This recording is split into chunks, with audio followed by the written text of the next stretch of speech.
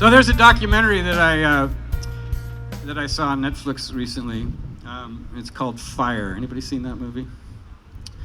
Well, the tagline for the film is the greatest party that never happened. And it's about this narcissistic dude who becomes this PR guy, and he makes a festival for music, and he promotes it to like the famous and the rich.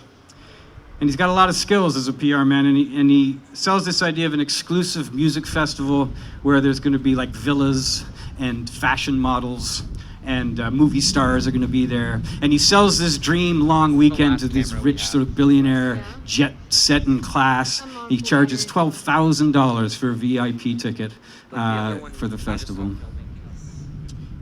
And as an audience, you're watching this movie, and for the duration of the movie, probably 20 minutes in, you realize there's no way that he can deliver what he's promising people. From the very beginning, you can see an impending disaster. Everyone can see it. All his friends can see it. You can see it. He hasn't done any of the legwork to make this massive festival happen, but he's accepting the money. And for some quirk of this guy's narcissistic personality, he keeps shoveling coal into the steam engine and accelerating this train towards the cliff. And as the festival draws near, you think someone in his entourage has to sort of stand up and say, dude, you got to pull the plug. You got to pull the brakes. There's a cliff, and we're heading towards it, and it's going to be ridiculous when we hit it, and it's going to be avoidable when we hit it. It's going to be chaotic, it's going to be immoral, and it's going to be illegal. And here's the spoiler. No one does that. No one stops this guy. And 1,000 people get on a plane and they land on this dank piece of land, and they find no entertainment, no fashion models, no villas, and lots of entitled, pissed off billionaires. And sure enough, it's ridiculous. And sure enough, it's violent. Now, I mentioned this movie because I recognize the narrative. I think you probably caught on. And maybe more importantly, I recognize the feeling that it made in my gut. I've been feeling that for over a decade. This absurd train that we're on, and we're not pulling the brakes. I've spent years looking at the climate cliff and wondering in amazement why no one's putting the brakes on. And it seems to me that there's a quirk in our culture, our politics, and our narcissistic economic elites that allow them to just keep accelerating towards this cliff. And when one realizes that those in charge are sufficiently maladjusted that they're willing to take the planet over, well, right over the cliff, you remain perplexed and despairing that more people aren't making a lot more noise. Well, for the better part of 2 decades, I've watched our leaders and our culture and our media and avoid and distract and obfuscate what is a clear and present danger. And in my head, I've had befuddlement and outrage and confusion and dread and fear and bewilderment. They're all just sort of battling about in there. And this experience was not only mirrored in the film Fire, but it was also playing out in the mind of a young Swedish girl. And Greta, I think, is perhaps the heroine of our movie. She learned about global warming when she was about 8 years old, and she very sensibly expected the adults to tackle the problem. With great reason and great conviction, and then they didn't. And when they didn't, she got real upset. Now, one of the things that makes Greta a hero is what she calls her superpower. It's her Asperger's. Thanks to a quirk of her excellent brain, she's able to see simple things simply. Our culture needs her superpower. My friends, I think we should be looking at the world like Greta. We should see the world like Greta sees it. It's not complicated. In the realm of climate, it is black and it is white. This is what Greta knows. We need to do what science tells us needs to be done. There it is. There's a sentence. It's simple. And we need to do it because we need to save civilization. Simple. And we need to do it now, and we need to do it with great concern and skill and creativity and money and dedication and panic and equality and persuasion and engineering and concern and empathy for all of our fellow species and for our grandchildren. So that's what we got to do. We got to be like Greta. We cannot get distracted by obfuscations and fears.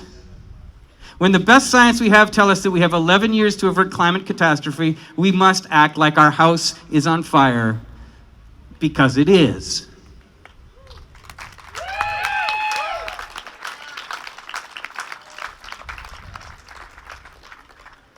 Thanks for clapping at the good bits. Like Greta, we can't get distracted by very important looking people with power suits and televisions telling us and trying to convince us that saving our planet, ourselves, and our family, and our species, and our civilization might just be impractical. And they'll use important sounding words like deficit, economy, technology, jobs, growth. Greta's superpower allows us to remain focused on the simple truth that we must act. And I'd like to add some simple truths that we can hold on to and focus as we push to save ourselves and our grandkids. Truth number one: we have the technology on the shelves today to shift from our carbon economy into a renewable economy. The science and engineering has been done, and it's ready to be deployed. And if you're curious about that, there's a guy called Mark Jacobson who did research at Stanford University, and it's all in the spreadsheets. It's an engineering problem. Do we have the technology? The answer is yes. Truth number two: we have the political solutions that we can pull off the shelf. The LEAP Manifesto, the Green New Deal, they're roadmaps that we could follow and vote for, and they would be sufficient to do what science tells us needs to be done. So we've got the technology and we got the strategy. It's simple. Number three, the economy that we live in today is already not working. And there's lots of people that don't like it. We need to realize that economies are not permanent things. And the one that we have, this neoliberal carbon thing that we got going, it's fairly new. And it's time for an overhaul. Truth number four: young people are awesome. Could you clap it for young people?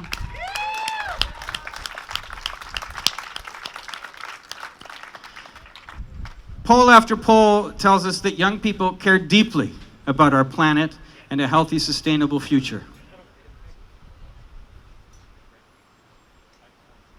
They're way ahead of us, folks. If they get out and act and vote and make a lot of noise, we have more than enough power to change the world and save us.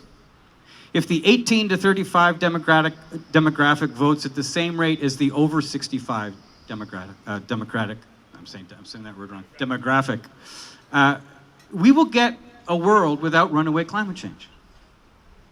If the 18 to 35s vote for the progressive things that are in their heart, we will save the planet. It's simple.